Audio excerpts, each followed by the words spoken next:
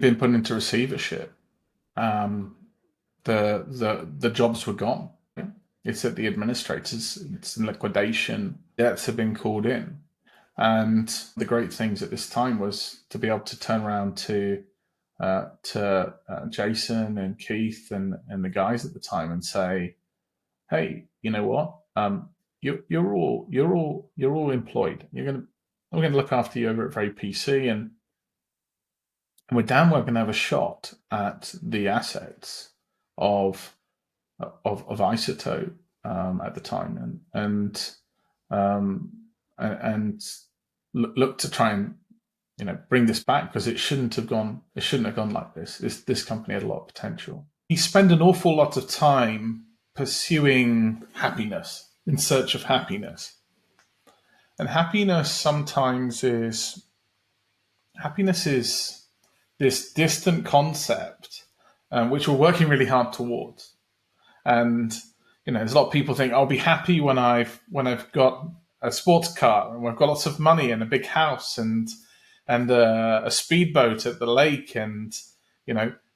But actually, happiness sometimes is about your journey and your purpose. And when you end up coming close to death and your world shrinks, right? And when your world shrinks and then you regrow from that, you come back from that, and you come close to death, I think it changes your priorities. Today's guest is Peter Hopton. This is the part two of our previous interview. Peter is the founder of Iceotope.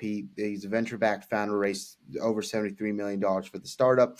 And now he's building a community for venture-backed founders and helping support them. Peter, welcome back for part two. You're I'm ready, but I'm really looking forward to it.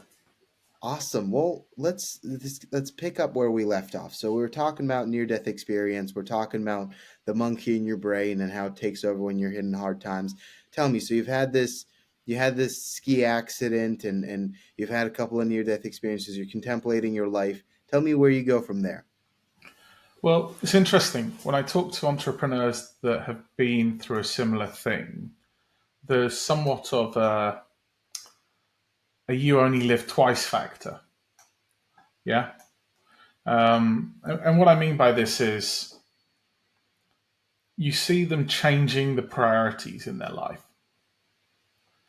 We spend an awful lot of time pursuing happiness, in search of happiness.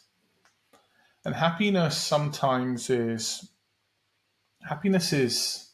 this distant concept which we're working really hard towards. And there's a lot of people think I'll be happy when I've got a sports car and we've got lots of money and a big house and a speedboat at the lake, and you know. But actually, happiness sometimes is about your journey and your purpose. Happiness is sometimes about how you work and interact with others. Happiness is sometimes about your tribe. And so I find this pursuit of happiness that you end up on this kind of founder journey. Okay, you really enjoy what you're doing. Don't get me wrong. I mean, it's really quite fun being a founder. Um, but you're working really, really hard and you're not necessarily happy. You're in pursuit of happiness. And then when you end up coming close to death and your world shrinks, right? And when your world shrinks and then you regrow from that, you come back from that, and you come close to death, I think it changes your priorities. YOLO, this is YOLT. This is you only live twice, not you only live once. And it's like this second moment. And part of that is not pursuing happiness, but trying to find and create a beautiful life. And how do you make a beautiful life? Well, you help others, and you you kind of find yourself in a situation that you've got a different outlook and a different approach. Now, my mentor, a chap called Mike Briarcliffe, he died during COVID, and quite sadly, I didn't get to properly say bye to him when he was doing quite badly. But I did get to go to his funeral after COVID, and there were a lot of entrepreneurs there that dedicated some credit of their success to Mike.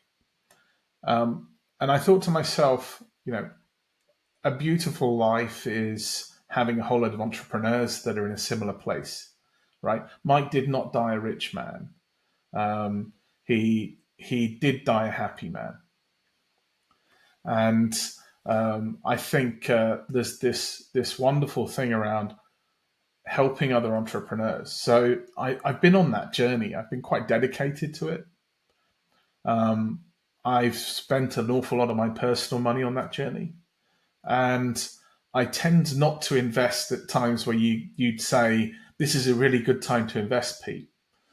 I tend to invest in times where my money's going to have the most impact, and I'm not going to take advantage of the situation rather than my money's going to get the best return. And that's me personally, and how I throw my personal money. It's like, how am I going to put this money in now at a point where I'm being as fair as possible, but I'm putting my funds in to support the entrepreneur in a time of most difficulty to get through it. And it's quite interesting looking at a lot of successful companies. They've come quite close to not making it quite a lot. So I feel that so far, when I've applied my finances to support companies in this way, so far, not a single one has gone bankrupt. And they've then gone on to raise a big round.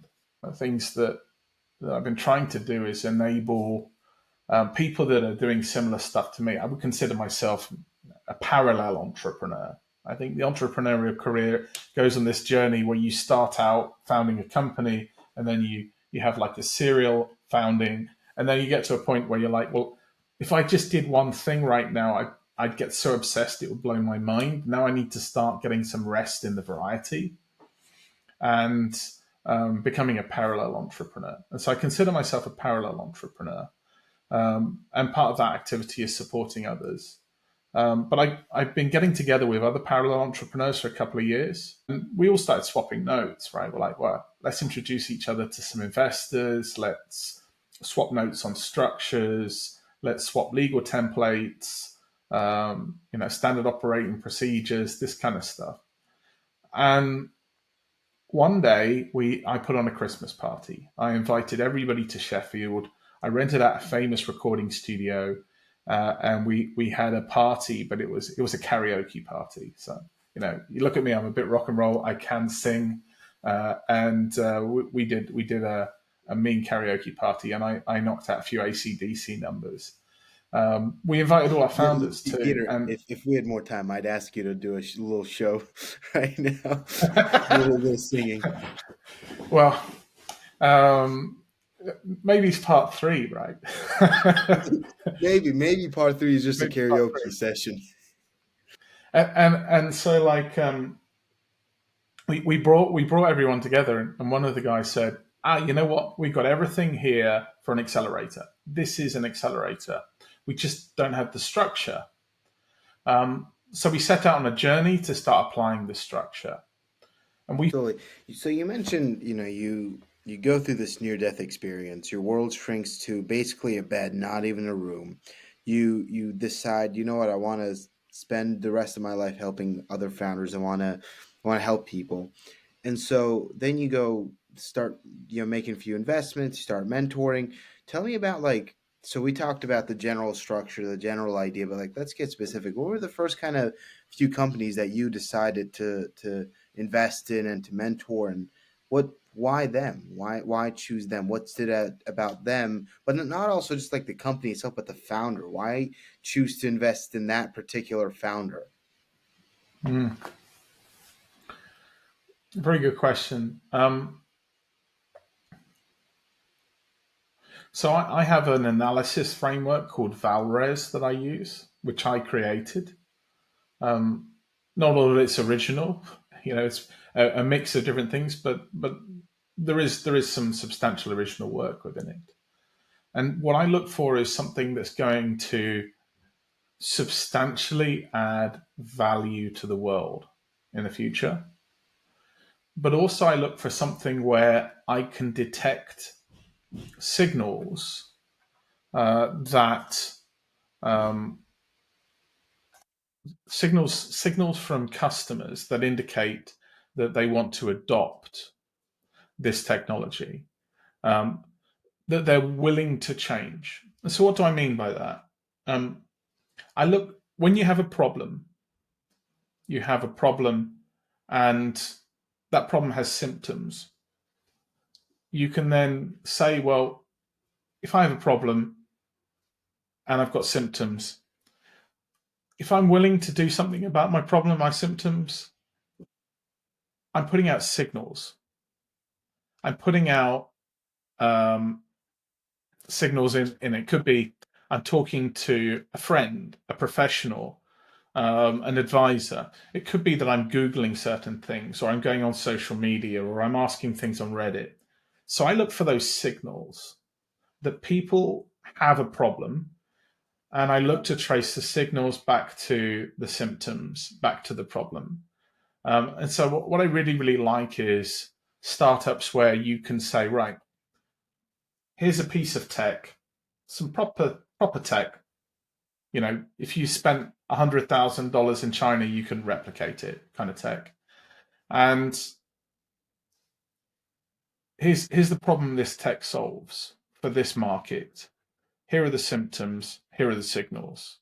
And this piece of tech has a global value that's much bigger than this market. But this market I've identified, there's a decent chunk of signals that show that they're willing to change.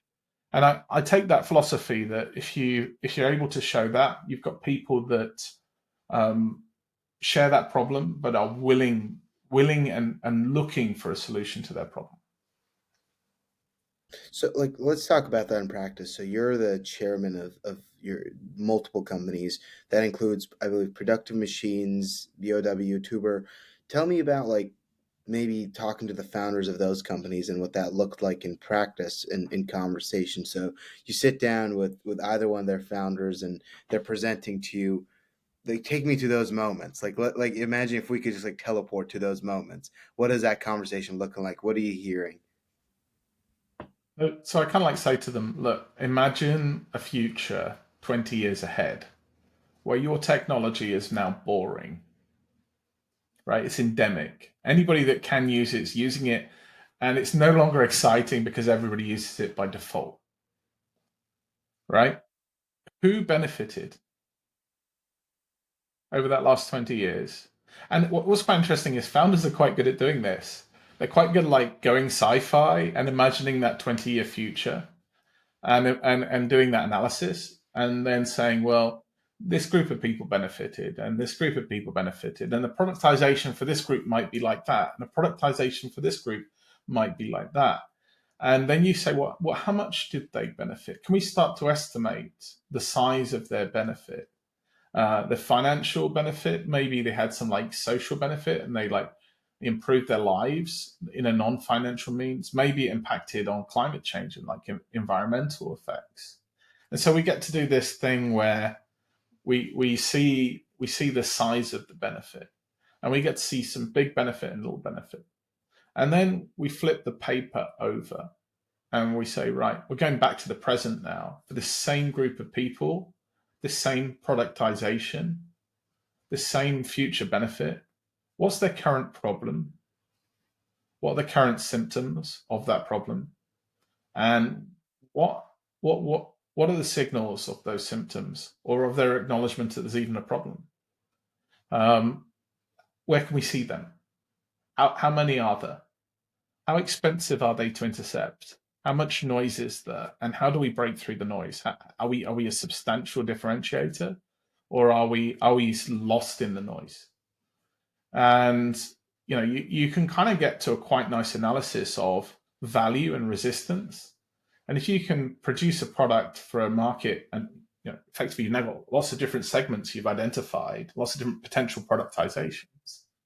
If you can identify a productization that has a very very high value, and everybody has a problem and has symptoms, and they're all out looking for solutions for their problem, and there's not a lot of noise, and you can intercept those problems cheaply, and you can deliver a high value um, solution to their problem, then you're onto an instant winner.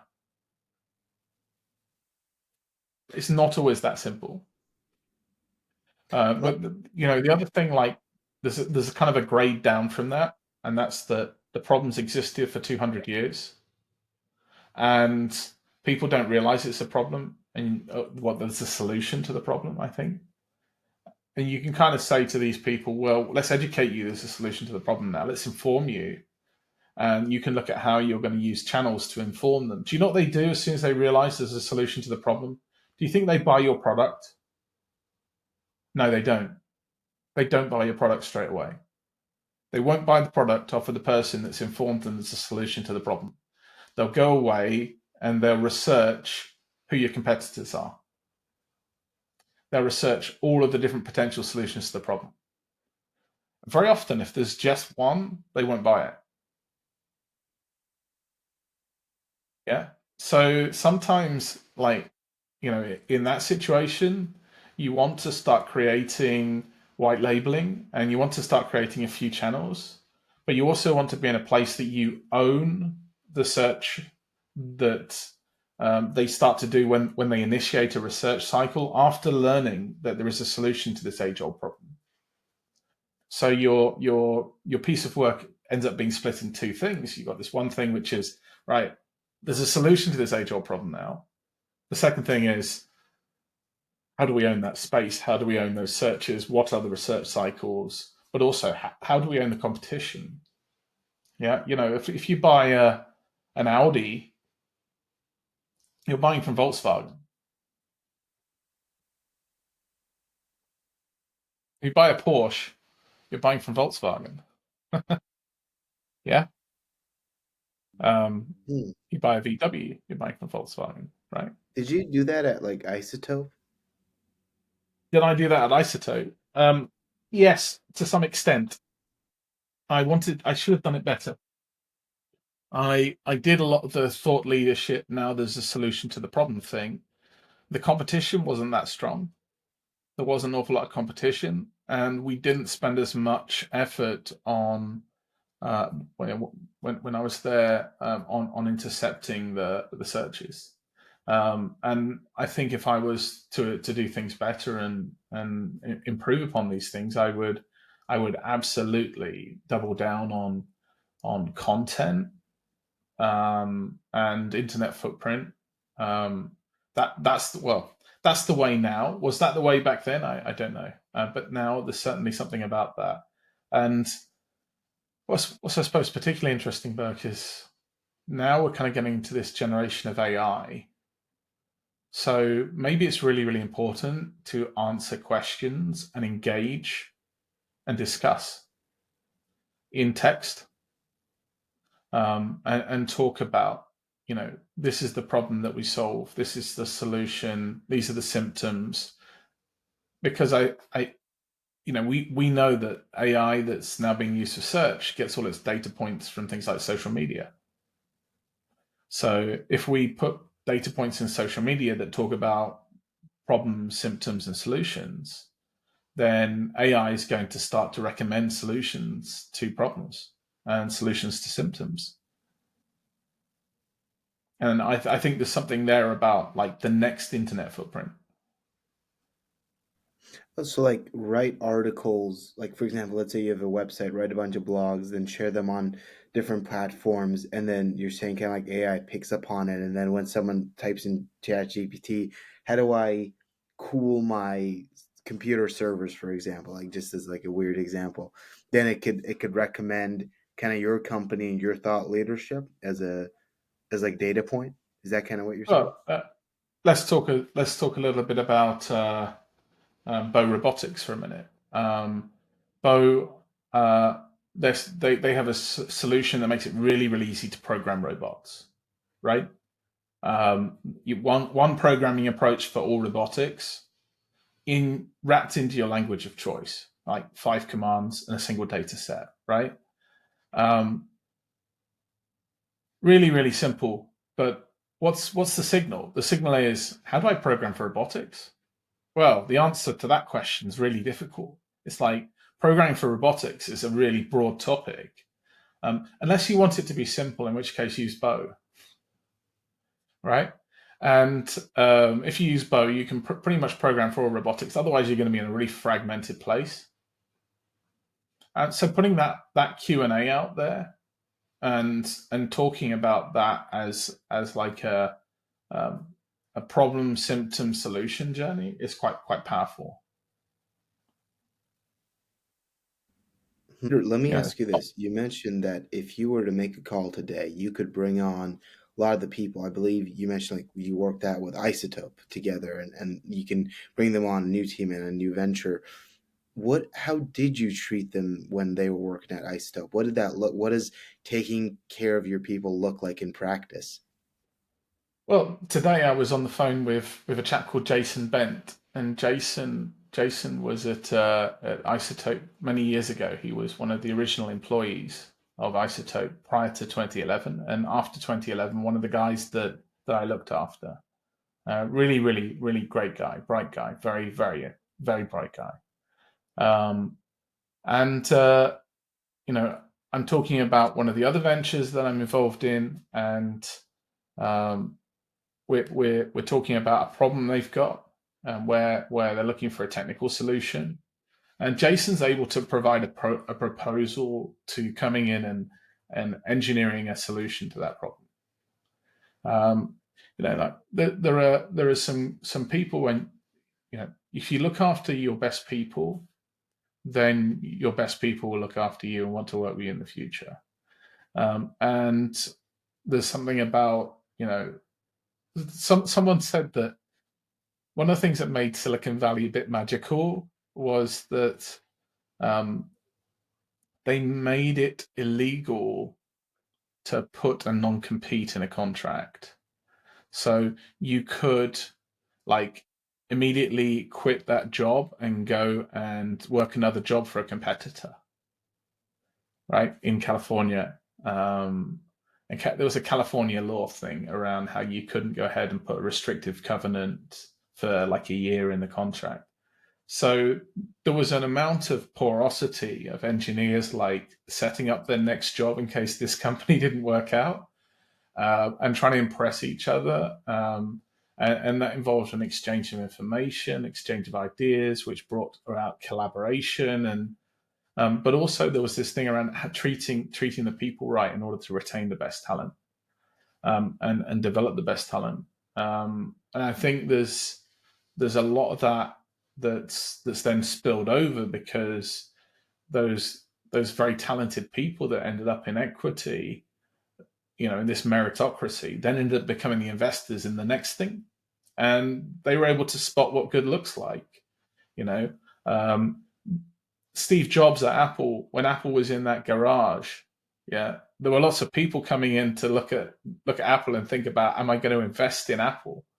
And Apple was uninvestable. Nobody was investing in Apple. And then along came this guy. Is his name Mark McCullough? No, Mike McCullough. Yeah, Mike McCullough.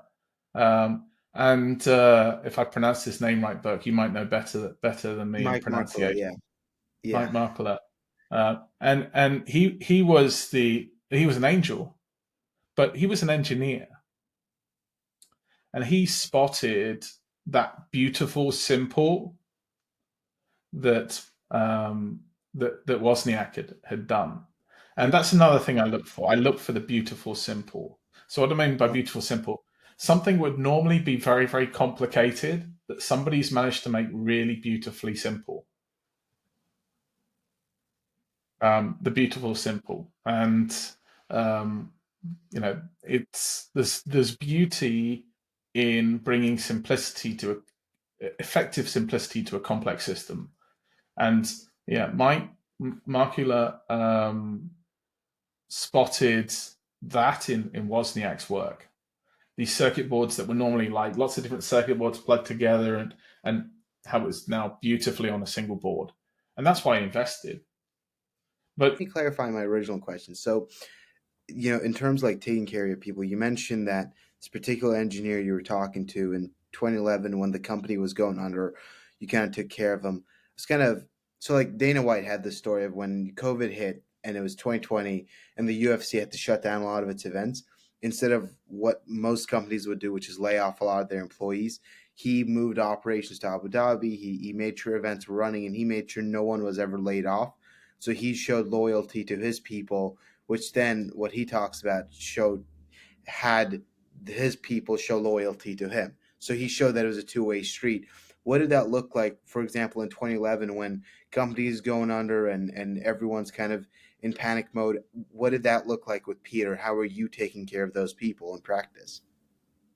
The company had been put into receivership. Um, the jobs were gone, right? It's at the administrators. It's in liquidation. Um, the the debts have been called in, and one of the great things at this time was to be able to turn around to Jason and Keith and the guys at the time and say, "Hey, you know what? You're all employed. We're gonna look after you over at Very PC, and we're damn well gonna have a shot at the assets of of Isotope at the time, um, and look to try and bring this back because it shouldn't have gone. It shouldn't have gone like this. This company had a lot of potential, and so by doing that, looking after the people, making sure that they were all in a safe place, uh, we we were then able um, to have the strongest proposition for the future of that organization. Um, because anybody else looking to bid on the assets and the intellectual property doesn't have any of the engineers.